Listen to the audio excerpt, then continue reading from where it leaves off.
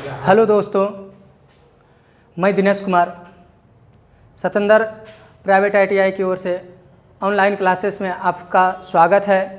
मैं आज आप सबों को पार्ट्स ऑफ DC जनरेटर के बारे में जानकारी देना चाहता हूं, जिसमें आज हम लोग जानेंगे DC जनरेटर के मुख्य भाग, योक या बॉडी का कार्य, फील्ड पोल का प्रकार और उपयोग, आर्मेचर की बनावट एवं उपयोग, आर्मेचर के प्रकार, कम्यूटेटर की बनावट और उपयोग तथा ब्रश होल्डर की कार्य। साथ ही एक टॉपिक इसमें नहीं लिखे हैं जिसको हम लोग जानेंगे, कार्बन ब्रश का प्रयोग क्यों किया जाता है। चलो चलते हैं सबसे पहले जनित्र के भाग के बारे में। जैसा कि आप लोगों को पता होगा कि जनरेटर में कई पार्ट्स होते हैं, परंतु कुछ पार्ट्स बहुत महत्वपूर्ण होते हैं, यानी मुख्य होते हैं, जिसे हम लोग कहते हैं जनित्र के मुख्य भाग। तो जनित्र के मुख्य भाग होते हैं जनरेटर के बॉडी, आर्मेचर और फील्ड पोल। कौन कौन से होते हैं? तो जनरेटर के बॉडी, जनरेटर में मूविंग करने वाले आर्मेचर और उनके फील्ड पोल। अगर ये तीनों पार्ट हमारे पास मौजूद हो तो हम EMF की उत्पत्ति कर पाएंगे, यानी कि यांत्रिक ऊर्जा को विद्युत ऊर्जा में रूपांतरित हम कर सकते हैं। तो सबसे पहले हम जानेंगे आज योक एवं बॉडी की कार्य। योक या बॉडी जनरेटर का सबसे ऊपरी भाग, जनरेटर की सबसे बाहरी हिस्सा को बॉडी कहते हैं, जो कास्ट आयरन के बने होते हैं। किसके बने होते हैं? कास्ट आयरन के। कई बार क्वेश्चन ये आते हैं कि जनरेटर की योक या बॉडी किस पदार्थ के बने होते हैं। तो हमें याद रखना चाहिए कि योक या बॉडी किसके बने होते हैं? कास्ट आयरन के बने होते हैं, जिसका मुख्य कार्य होता है चुंबकीय पथ प्रदान करना। क्या कार्य होता है? चुंबकीय पथ प्रदान करना। और दूसरा कार्य होता है जनरेटर के अंदरूनी भाग की सुरक्षा करना। अगर किसी भी मशीन में हम लोग यूं कह लें कि जनरेटर एक प्रकार की क्या है? मशीन है, तो सबसे पहले जानेंगे कि हम इसे मशीन क्यों कहते हैं, यंत्र क्यों नहीं कह सकते, इसे हम कोई भी यंत्र क्यों नहीं कह सकते हैं। तो जान लेते हैं कि जिसमें भी, जैसा कि जनरेटर में आप लोगों को पता होगा कि एक आर्मेचर होते हैं, एक क्या होते हैं? आर्मेचर होते हैं, जिसमें स्लॉटें कटे होते हैं, और यह आर्मेचर किसी न किसी सॉफ्ट पर संयोजित होते हैं। आर्मेचर किसी न किसी सॉफ्ट पर संयोजित होते हैं, और यह आर्मेचर जनरेटर में क्या करते हैं? मूव करते हैं, यानी रोटेट करते हैं, और वो भी क्लॉकवाइज। किस वाइज में जनरेटर के आर्मेचर घूमते हैं? क्लॉकवाइज। और हमें पता होना चाहिए कि जो भी उपकरण में कोई भी पार्ट घूमने वाला हो उसे हम मशीन कहते हैं। यदि जनरेटर को हम मशीन कहें तो कोई गलत नहीं है, क्योंकि इसमें भी आर्मेचर क्या होते हैं? मूव होते हैं। तब तो बात यह हुआ कि ट्रांसफार्मर मशीन नहीं है, तो बिल्कुल राइट, ट्रांसफार्मर मशीन नहीं है, क्योंकि ट्रांसफार्मर क्या है? परिणामित्र क्या है? एक युक्ति है, एक यंत्र है, क्योंकि ट्रांसफार्मर में कोई मूविंग पार्ट्स नहीं होते हैं। ट्रांसफार्मर में क्या नहीं होते हैं? कोई भी घूमने वाला हिस्सा नहीं होते हैं। जबकि जनरेटर में क्या दिख जाते हैं? ये जनरेटर को अगर हम लोग देखें तो इसमें घूमने वाले हिस्सा होते हैं, इसलिए इसको हम लोग क्या कह सकते हैं? मशीन कह सकते हैं। चलते हैं कि बॉडी क्या करते हैं? मशीन के अंदरूनी हिस्से का सुरक्षा करते हैं।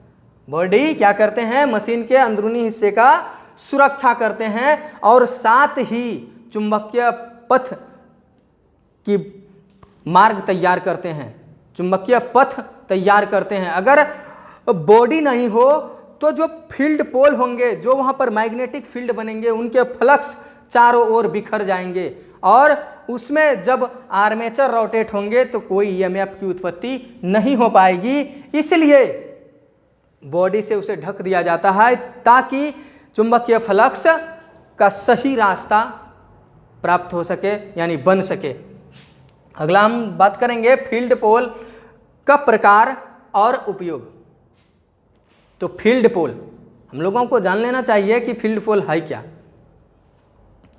सबसे पहले तो हम बताएंगे कि छोटा जो जनरेटर होता है, डायनेमो जो होता है, उसमें फील्ड पोल नहीं होते हैं। जो छोटा जनरेटर या डायनेमो होते हैं उसमें फील्ड पोल नहीं होते हैं। तो फिर होता कहाँ है? होता है जो बड़े जनरेटर होते हैं उसमें फील्ड पोल स्थापित किए जाते हैं। ऐसा क्यों भाई? छोटा जनरेटर में फील्ड पोल नहीं और बड़े जनरेटर में फील्ड पोल, तो इसका कार्य क्या है?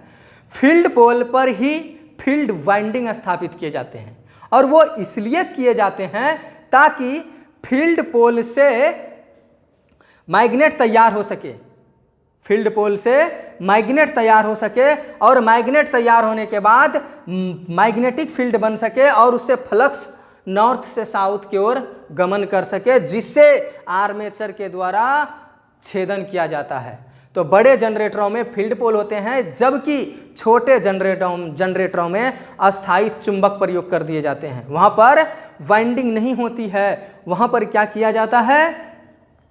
तो अस्थायी चुंबक प्रयोग कर लिए जाते हैं और बड़े जनरेटरों में फील्ड पोल प्रयोग किए जाते हैं। तो फील्ड पोल किसके बने होते हैं? फील्ड पोल किसके बने होते हैं हम लोगों को पता होना चाहिए।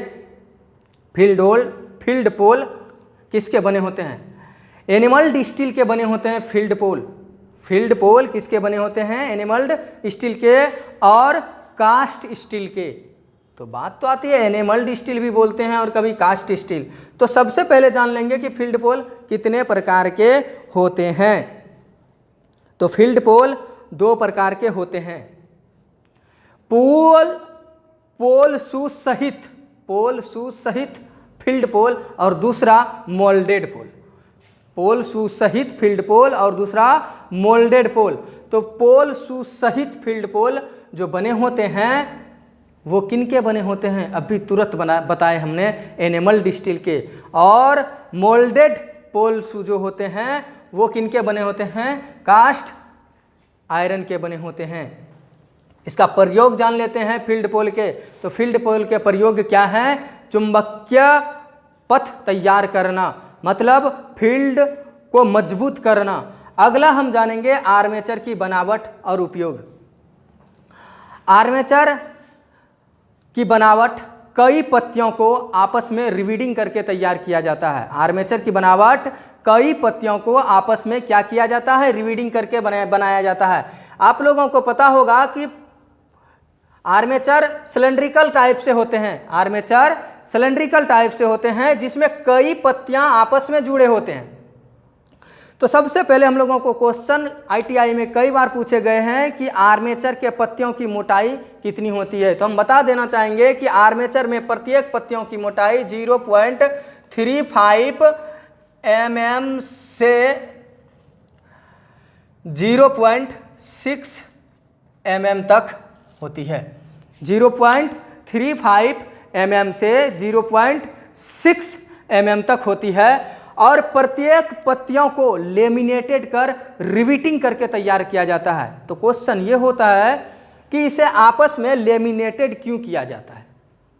तो हम बता देना चाहेंगे कि लेमिनेटेड इसलिए किया जाता है कि यदि लेमिनेटेड नहीं किया जाता इसको, तो इसमें एडी करंट और कॉपर लॉस ज़्यादा होते, यानी हिस्टेरेसिस हानि और एडी करंट लॉस ज़्यादा होते, जिसके कारण से यह ज़्यादा गर्म हो जाते और इस पर वाइंडिंग किए गए क्वाइल आसानी पूर्वक से यानी कम समय में ही जल जाते। इसलिए इसे आपस में क्या किया जाता है? लेमिनेटेड किया जाता है, ताकि एक पत्तियों में उत्पन्न ऊष्मा दूसरे पत्तियों में न प्रवाह कर सके और दूसरे में उत्पन्न तीसरे में प्रवाह न हो सके। इसलिए प्रत्येक पत्तियों को आपस में क्या किया जाता है? लेमिनेटेड किया जाता है। और इसका कार्य को समझते हैं। तो आर्मेचर का कार्य है मैग्नेटिक फ्लक्स का छेदन करना। आर्मेचर का क्या कार्य है? मैग्नेटिक फ्लक्स का छेदन करना, ताकि जब मैग्नेटिक फ्लक्स का छेदन हो सके तो आर्मेचर में क्या उत्पन्न होता है? आप लोगों को पिछले क्लास में भी हमने बताया है कि जब आर्मेचर मैग्नेटिक फ्लक्स का छेदन करते हैं तो इसमें ईएमएफ की उत्पत्ति होते हैं, मतलब इलेक्ट्रोमोटिव फोर्स की उत्पत्ति होते हैं। हिंदी में बोले तो विद्युत वाहक बल की उत्पत्ति होते हैं। ठीक है, तो आगे हम जानेंगे आर्मेचर के प्रकार। आर्मेचर के प्रकार जानने से पहले हम जानते हैं कि आर्मेचर में वाइंडिंग करने के लिए कुछ स्लॉट्स कटे होते हैं। आर्मेचर में क्या कटे होते हैं? स्लॉट्स, ताकि हम लोग उसमें वाइंडिंग कर पाएं। अगर स्लॉट्स नहीं होंगे तो आर्मेचर वाइंडिंग नहीं कर पाएंगे। तो वाइंडिंग करने के लिए क्या बने होते हैं? आर्मेचर में कुछ स्लॉट्स बने होते हैं और स्लॉट्स के अनुसार ही आर्मेचर का प्रकार का चयन किया जाता है। मतलब स्लॉट के आधार पर आर्मेचर 3 प्रकार के होते हैं। कितने प्रकार के होते हैं? स्लॉट के आधार पर आर्मेचर कितने प्रकार के? 3 प्रकार के होते हैं। किसके आधार पर? स्लॉट के आधार पर। तो पहला जानते हैं ओपन आर्मेचर। पहला क्या है? खुला आर्मेचर। दूसरा बंद आर्मेचर और तीसरा अर्धबंद आर्मेचर। पहला खुला आर्मेचर, दूसरा बंद आर्मेचर और तीसरा अर्धबंद आर्मेचर। आर्मेचर के कितने प्रकार होते हैं? 3 प्रकार के होते हैं। अगला हम बात करेंगे कम्यूटेटर। कम्यूटेटर की बनावट और उपयोग। तो सबसे पहले हम बताएंगे कम्यूटेटर की बनावट। कम्यूटेटर कॉपर के पत्तियों को हार्ड करके तैयार किया जाता है, जिसको हम लोग हार्डनेस कॉपर कहते हैं। मतलब इसको हम लोग क्या बोल देते हैं? हार्डनेस कॉपर, जिसको कॉपर को हार्ड करके आपस में पत्तियों को जोड़ जोड़ कर तैयार किए जाते हैं। और जब उसे तैयार किया जाता है तो उसके बीच कुछ गैप रहते हैं और उस गैप को क्वेश्चन कई बार पूछे जाते हैं कि कम्यूटेटर के गैप को किस चीज़ से भरा जाता है। तो हम बता देना चाहेंगे कि कम्यूटेटर के गैप को अब्रक से भर दिया जाता है। किससे भरा जाता है? अब्रक से। तो क्वेश्चन ये होता है कि उसमें अब्रक का ही प्रयोग हम क्यों करते हैं? दूसरे मेटल का प्रयोग क्यों नहीं कर सकते? यानी दूसरे पदार्थ का प्रयोग क्यों नहीं कर सकते हैं? तो अब्रक का प्रयोग इसलिए करते हैं कि एक पत्तियों में जो इलेक्ट्रॉन प्रवाह हो रहा है वो दूसरे पत्तियों तक न जाए। अब्रक विद्युत का कुचालक है, जिसके कारण से कि एक पत्तियों में जो विद्युत वाहक बल होता है वो दूसरे पत्तियों में नहीं प्रवाह होते हैं। तो यह किसके बने होते हैं? कई बार क्वेश्चन आईटीआई में ये पूछे गए हैं कि कम्यूटेटर किस पदार्थ के बने होते हैं। तो कम्यूटेटर किसके बने होते हैं? कॉपर के बने होते हैं। कम्यूटेटर कॉपर के बने होते हैं, जिसके ऊपर कम्यूटेटर के ऊपर ही कार्बन ब्रश संयोजित किए जाते हैं। कार्बन ब्रश संयोजित करके ही लोड तक विद्युत वाहक बल को पहुंचाया जाता है। तो बता देना चाहते हैं हम कि कार्बन ब्रश और ब्रश होल्डर, अगला टॉपिक है मेरा कार्बन ब्रश और ब्रश होल्डर। तो सबसे पहले हम बताएंगे कि छोटे मशीन यानी छोटा जनरेटर, जो आप लोगों ने जिसे डायनमो भी कह सकते हैं, छोटा जितना भी मशीन होता है उसमें कार्बन ब्रश प्रयोग किए जाते हैं। कौन से ब्रश प्रयोग किए जाते हैं? Carbon brush.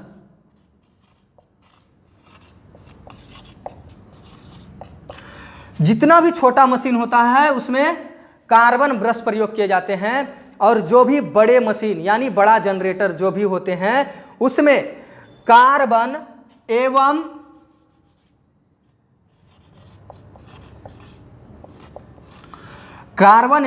कॉपर के मिश्रण से तैयार किए गए ब्रश का प्रयोग किए जाते हैं, यानी कार्बन कॉपर ब्रश का प्रयोग किए जाते हैं। अब ऐसा क्यों हो सकता है कि छोटे मशीन में कार्बन ब्रश और बड़े मशीन में कार्बन कॉपर ब्रश का प्रयोग किए जाते हैं? तो हम बता देना चाहेंगे कि कार्बन एकमात्र ऐसा पदार्थ है जो ऋणात्मक गुणधर्म धारण करता है। इसका अर्थ यह होता है कि कार्बन जितना गर्म होगा इसकी चालकता उतनी बढ़ेगी और प्रतिरोधकता उतनी कम हो जाएगी।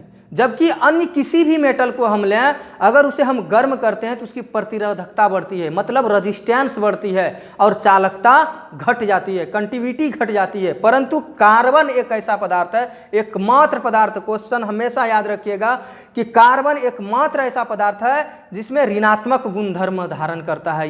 यह जितना गर्म होगा उतना ही इसकी चालकता बढ़ जाएगी। दूसरा और भी इसकी खासियत है कि कार्बन नर्म पदार्थ है। कार्बन क्या है? एक नर्म पदार्थ है जो खुद घिस जाता है परंतु कम्यूटेटर को सुरक्षित रखता है। कार्बन खुद घिस जाता है और कम्यूटेटर को सुरक्षित रखता है। इसके स्थान पर अगर हम केवल कॉपर का ब्रश प्रयोग कर लेंगे तो क्या होगा? कुछ ही समय के उपरांत कॉपर के ब्रश भी घिस जाएंगे और हमारे कम्यूटेटर भी खराब हो जाएंगे। इसलिए केवल कॉपर ब्रश प्रयोग नहीं किए जाते हैं। इसलिए बड़े जनरेटरों में कॉपर के साथ कार्बन का मिश्रण करके कार्बन कॉपर ब्रश तैयार किए जाते हैं एवं छोटे मशीनों में क्या किए जाते हैं, केवल कार्बन ब्रश का प्रयोग किए जाते हैं। अगला है ब्रश होल्डर। तो ब्रश, कार्बन ब्रश को जिसमें स्थापित किया जाता है, कार्बन ब्रश को जिस में स्थापित किया जाता है उसे ब्रश होल्डर कहते हैं। और ब्रश होल्डर कॉपर के बने होते हैं। ब्रश होल्डर किसके बने होते हैं, कॉपर के बने होते हैं और इससे चालक तार कनेक्टेड रहते हैं जिससे लोड तक विद्युत वाहक बल को पहुंचाया जाता है। एक शब्द में बोलें तो हम लोगों के पास आर्मेचर है, ईएमएफ की उत्पत्ति करने के लिए यहाँ से कम्यूटेटर तक आते हैं लाइट और उसे कार्बन ब्रश कंज्यूम करते हैं और कार्बन ब्रश ब्रश होल्डर तक पहुंचाते हैं और ब्रश होल्डर कॉपर तार या किसी भी चालक तार के माध्यम से उसे लोड तक पहुंचाने का कार्य करते हैं। अगला हम पॉइंट बोले थे कि कार्बन ब्रश का ही प्रयोग हम लोग क्यों करते हैं। तो हम बता देना चाहेंगे कि कार्बन ब्रश का जो चालकता होती है, जो इसकी चालकता के प्रकार होते हैं बहुत अच्छे होते हैं, क्योंकि कार्बन ब्रश का 1 वर्ग सेंटीमीटर में 4 से 6 एम्पियर करंट वहन करने की क्षमता होती है और ऐसे किसी भी पदार्थ में इतनी क्षमता नहीं होती है।